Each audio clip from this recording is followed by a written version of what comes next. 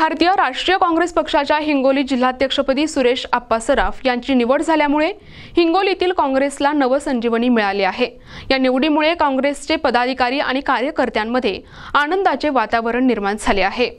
स्थानिक स्वराज्य संस्थांच्या आगामी निवडणुका लक्षात घेता काँग्रेस पक्षाने महाराष्ट्रातील 13 जिल्ह्यांमध्ये नवीन जिल्हाध्यक्षांची निवड केली आहे। यापैकी हिंगोली जिल्ह्याची निवड अत्यंत महत्त्वाची मानली जाते। हिंगोली जिल्ह्यात काँग्रेसमधील गटबाजीमुळे अनेक पदाधिकारी, नेते आणि कार्यकर्त्यांनी काँग्रेसला रामराम ठोकत इतर पक्षांमध्ये प्रवेश केला होता। यामुळे हिंगोलीत काँग्रेसला घरघर लागली होती आणि पक्षाला मोठी गळती लागली होती।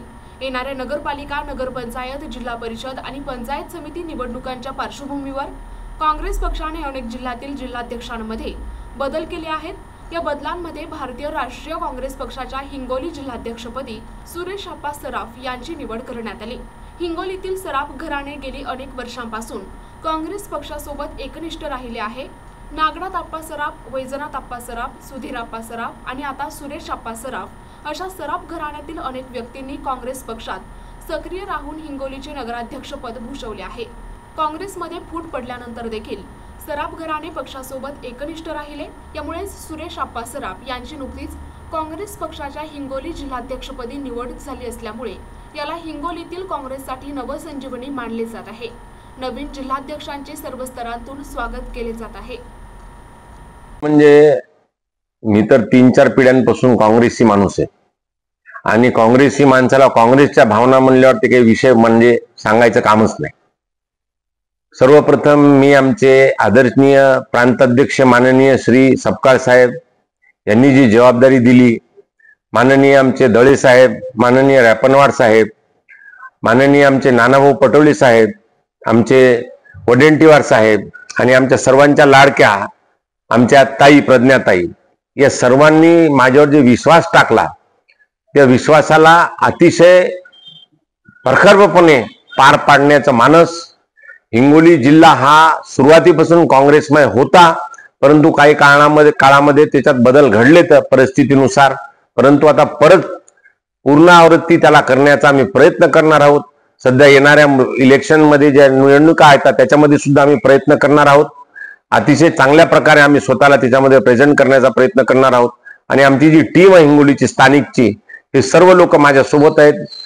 आमचे अनिलजी नैनवानी असो, आमचे देशमुख साहेब असो, विनायकरावजी, आमचे बापूरावजी बांगर साहेब असो, आमचे हबीब शेठ असले, आपले वसमतचे माजी नगराध्यक्ष असो, मिलिंद भाऊ बाळे असो किंवा शामरावजी जगताप असो, हे सर्व मिळून आम्ही या हिंगोली जिल्ह्यामध्ये जे काही आपल्याला करता येईल, आमचे पूर्ण नगरसेवक आहेत, माबूद शेठ असो, लाला असो, तुमचे कुरेशी असू द्या, मुजीब शेठ, सर्व मिळून, मौलाना साहेब असू द्या, सर्व मिळून आम्ही एका ताकदीनं आणि सुरुवातीलाच आम्ही प्रांताध्यक्ष साहेबांकडे गेलो आणि पूर्ण सर्वजण मिळून एकच सांगितलं की साहेब तुम्ही कुणाला पण द्या, आम्ही सर्व मिळून सोबत ताकदीनं कामाला लागू आणि त्याच हिशोबानं आम्ही ताकदीनं सर्व कामाला आहोत आणि राहू। काही मागण्या आता सध्या साधारणतः 4-4:30 वाजतात मला सकाळपासून लोकांचे फोन येत आहेत, दादा तुम्ही झाले तर आम्ही परत येऊ, गळती झालेली सुद्धा परत आणि नवीन सुद्धा लोक वापस येण्यास तयार आहेत।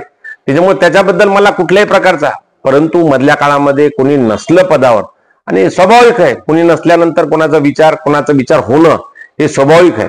त्याच्यामुळं आता कुठल्याही प्रकारची गळती लागणार नाही आणि व्यवस्थितशीरपणे हे आम्ही पार पडू, सर्वजण आम्ही एका ताकदीनं काम करू आणि पुढच्या येणाऱ्या इलेक्शन्स मध्ये आम्ही आमचा विजय कसा करता येईल आणि एक चांगलं एक स्थिर सरकार हिंगोलीमध्ये आपल्या स्थानिक निवडणुकांसाठी एक स्थिर अवस्था कशी निर्माण करण्यात येईल याच्यावर आम्ही प्रयत्न करू। स्वबळावर की महायुतीचा प्रश्न जसा वरतून आदेश येईल, आम्हाला आमचे जे प्रांताध्यक्ष आहेत, आमचे जे आता सध्याच आमच्या प्रज्ञाताईला सुद्धा एक स्टेप वर वरिष्ठ उपाध्यक्ष महाराष्ट्र त्यांची नियुक्ती झालेली आहे।